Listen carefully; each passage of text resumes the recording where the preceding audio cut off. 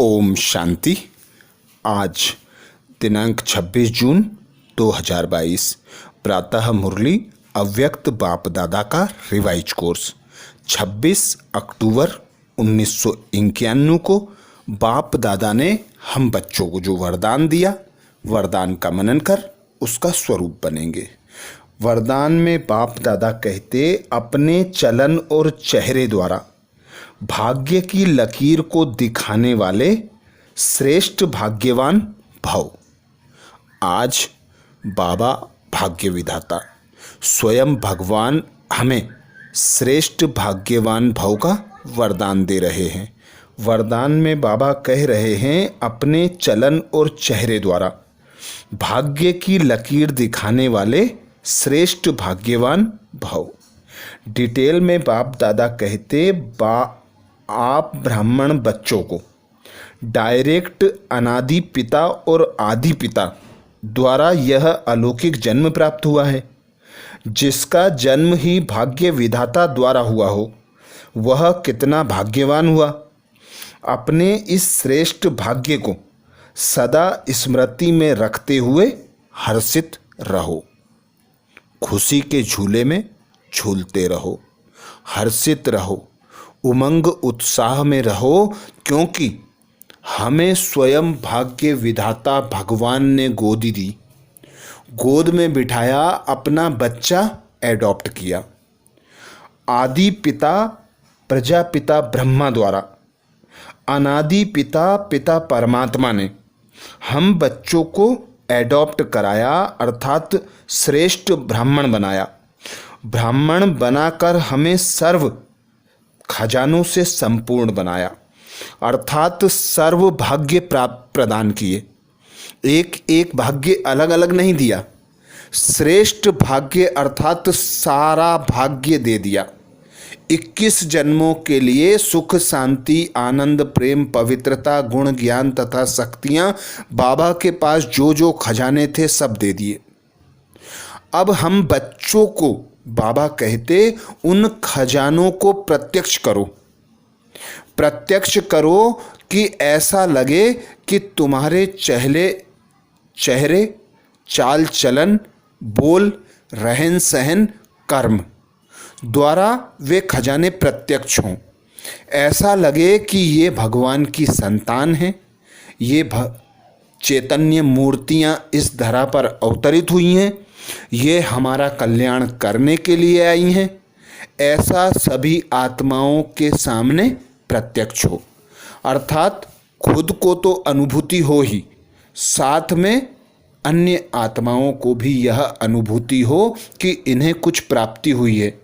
वे खुद अपनी ओर आकर्षित हों, अपने दुख, अशांति व चिंताओं से मुक्त होने के लिए हमारे पास आएं। जिस प्रकार हम देखते हैं, हमारी जड़ मूर्तियाँ आज भी मंदिरों में बैठी हैं और ऐसे हर्षित मुख दिखाई देती हैं और सर्व आत्माओं की इच्छा, मनोकामनाएं पूर्ण करने की कामना होती है, उनके आगे पूजा आराधना की जाती है। तो हम उसी भगवान के चैतन्य मूर्तियां हैं। हमारे द्वारा बाबा स्वयं को प्रत्यक्ष कराने के लिए कहता है कि जाओ अब प्रत्यक्ष करो जो तुम्हें प्राप्ति हुई है। वह प्रत्यक्षता कैसे होगी? जब तुम्हारा चेहरा हर्षित मुख होगा, सर्व प्राप्तियों से संपन्न होगा, इच्छा मात्रम अविद्या रहकर तुम सर्व आत्माओं को कुछ ना कुछ दोगे, तभी हर्षित मुख रह सकोगे। क्योंकि जो अतीन्द्रिय सुख है, वह सुख तभी प्राप्त होता है जब हम अन्य आत्माओं को जो इच्छा है, उनकी मनोकामनाएं हैं, वो पूर्ण कराएं। तो पूर्ण कराने के लिए बाबा ने हमें सर्व खजानों से संपन्न बनाया, श्रेष्ठ ब्राह्मण जन्म प्रदान किया। तो अब अपने चेहरे चलन द्वारा प्रत्यक्ष करना है। आगे बाप दादा कहते, हर चलन और चेहरे में यह स्मृति स्वरूप प्रत्यक्ष रूप में स्वयं को भी अनुभव हो और दूसरों को भी दिखाई दे।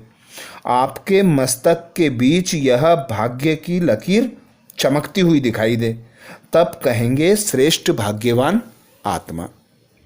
तो यही श्रीमद् बाप दादा की कि जो खजाने बाप दादा से प्राप्त हुए स्वप्रति भी यूज करो, पर सर्व आत्माओं के प्रति भी यूज करो।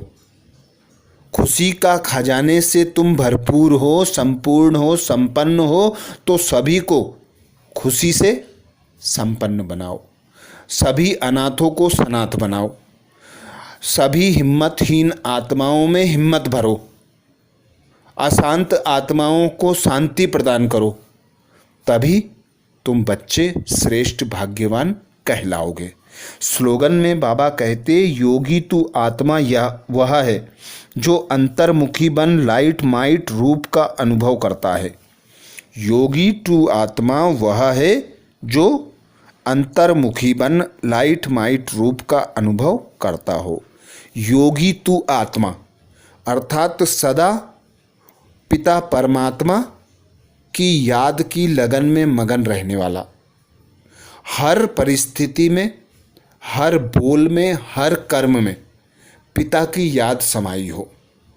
पिता परमात्मा जब साथी सहयोगी बनकर छत्र छाया बनकर हमारे साथ है तो कोई भी दुख अशांति बोझ हमारे ऊपर हो नहीं सकता। हम सदा उसकी प्रत्यक्षता करा सकते हैं, अंतर्मुखी रहकर लाइट माइट हल्का फरिश्ता बनकर सर्व आत्माओं को सर्व प्राप्तियां कराकर। तो बाबा कहते लाइट माइट रूप का अनुभव वही बच्चे करते हैं जो योगी तू आत्मा है, अर्थात कर्मयोगी आत्माएं हैं। आज बाप दादा ने हम बच्चों को जो महावाक्य में शिक्षाएं दी उसमें बाप दादा ने अटेंशन खिंचवाया, तपस्या का प्रत्यक्ष फल खुशी। तपस्या का प्रत्यक्ष फल खुशी। बाप दादा कहते तपस्या अर्थात राज्य अधिकारी बनना, तपस्वी राज बनना। तपस्वी राज अर्थात जो तपस्या के आधार पर स्वराज्य अधिकारी आत्मा बन गया हो और विश्व राज्य अधिकारी बनने के लिए अधिकार प्राप्त कर लिया हो, तो ऐसे बच्चे को बाप दादा देख हर्षित होते हैं कि मेरे तपस्वी राज बच्चे हैं जो अभी स्वराज्य अधिकारी हैं, भविष्य के राजा बनने वाले अर्थात विश्व राज्य अधिकारी बच्चे हैं। इतना बड़ा भाग्य हमें परमात्मा पिता ने ब्रह्मा तन द्वारा दिया। तो ऐसा श्रेष्ठ भाग्य हम बच्चों को प्राप्त हुआ, स्वयं भाग्य विधाता भगवान ने हमें यह भाग्य प्रदान किया। तो ऐसे भाग्य प्रदान होने पर हमें हर्षित मुख रहना, अपने भाग्य की प्रत्यक्षता कराना, यही बाप दादा हमसे आशा करते। तपस्या अर्थात आत्मा कहती है मैं तेरा और तू मेरा। जिस भगवान भाग्य विधाता को सभी आत्माएं ढूंढ रही हैं, भटक रही हैं, वही भाग्य विधाता भगवान आकर हमें अपनी गोद में बिठा लेता है, अपने सारे वर्षे का अधिकारी बना देता है। तो ऐसे हम स्वराज्य अधिकारी आत्माएं हैं जो विश्व राज्य के अधिकारी बनने वाले हैं। इसीलिए बाबा कहते तुम बच्चे तपस्वी राज हो। तपस्या के आधार पर तुम बच्चे विश्व राज्य अधिकार प्राप्त कर लेते हो। कोई अहिंसक काम नहीं करते, अंतर्मुखी रहकर एक पिता परमात्मा की याद में रहकर उस पिता परमात्मा के ज्ञान का मनन चिंतन कर, उस पिता परमात्मा से सच्चे सच्चे रहकर सारे वर्षे का अधिकार प्राप्त कर लेते हो। अर्थात बाप के पास जो जो खजाने हैं सारे खजानों के अधिकारी बन जाते हो। तभी बाप दादा कहते कि पहले तुम कहते थे भक्ति मार्ग में मैं तेरा गुलाम। तो जो बच्चे मास्टर सर्वशक्तिमान है, सर्वशक्तिमान की पिता की संतान यह कहे कि मैं गुलाम हूं तो अच्छा लगेगा। तो ऐसे तुम मास्टर सर्वशक्तिमान बच्चे बन गए हो। अब तुम गुलाम से मुक्त होकर अधिकारी बन गए हो। अधिकारी अर्थात राजा बन जाना, विश्व का राज्य अधिकार प्राप्त कर लेना, माया के अधीन थे, माया के गुलाम थे। अब गुलामी से मुक्त करने के लिए सर्वशक्तिमान पिता आया, सर्व शक्तियों से संपन्न बनाया, सर्व गुणों से सजाया, ज्ञान रत्नों के अस्त्र दे दिए, तो मायाजीत बनकर अधिकारी बन गए। तो ऐसे बच्चों को देख बाप दादा खुश होते हैं जो अब माया की गुलामी से मुक्त होकर राजा बनने का पुरुषार्थ कर रहे हैं। तो तपस्या अर्थात मायाजीत बन जाना, मौज मनाना, खुशी में नाचना, हर्षित मुख रहना, मौज मनाना, बाप के साथ मिलन की मौज मनाना, सर्व प्राप्तियों की मौज मनाना, यही बाप दादा कहते तपस्या का अर्थ है। मौज मनाना, नाचना, गाना। तो बाप दादा पूछते, मेहनत तो नहीं लगती, खुश रहते हो, नाचते गाते हो, या अभी भी कभी कभी गुलाम बन जाते हो? तो बाप दादा हम बच्चों से यही आस रखते कि हर्षित मुख रहना, नाचना गाना, क्योंकि यह जो संगम युग है, मौज मनाने का युग है, सर्व प्राप्तियों का युग है, स्वयं भगवान से मिलन मनाने का युग है।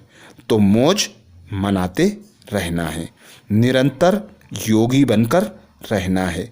तपस्या का अर्थ बाप दादा यही कहते, नाचना और गाना सहज हो जाना। क्योंकि श्रेष्ठ ब्राह्मण जन्म मिला, ब्राह्मण अर्थात हल्के लाइट माइट फरिश्ता, क्योंकि तुम्हारा लक्ष्य है ब्राह्मण सो फरिश्ता, फरिश्ता सो देवता। तो जब ब्राह्मण बने, पिता परमात्मा की गोद में आ गए, तो सारी जिम्मेवारी पिता परमात्मा की हो गई।